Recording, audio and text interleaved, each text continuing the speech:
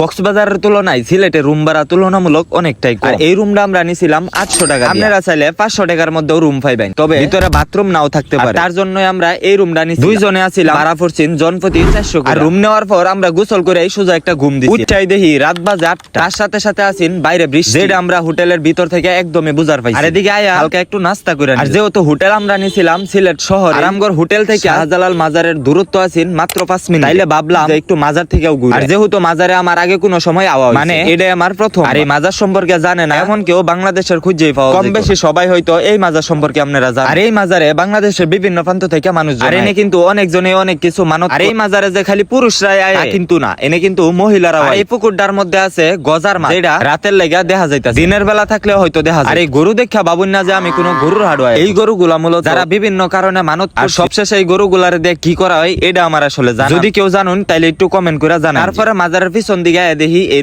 অনেকগুলা কবর। সবচেয়ে বেশি অবাক হইছি যখন সালমান শাহর কবরটা, কারণ এই বিষয়টা আমার একদমই জানা। আর সালমান শাহ কিন্তু আসলে বাংলাদেশের সর্বকালের সেরা একজন নায়ক। হ্যাঁ, বাচ্চা থাকলে হয়তো বাংলাদেশের ফিল্ম ইন্ডাস্ট্রিতে আরো উন্নয়ন। তারপর মাজারটা ঘুরা গেরা শেষ করে বাইরে, তারপর এক কাপ চা খায় আবার গেলাম গা হোটেলে। আমনে লগে দেখা হইব আবার রাতারগুল ব্লগে। চাইলে কিন্তু আমারে ফলো দিয়ে রাখতে পারে।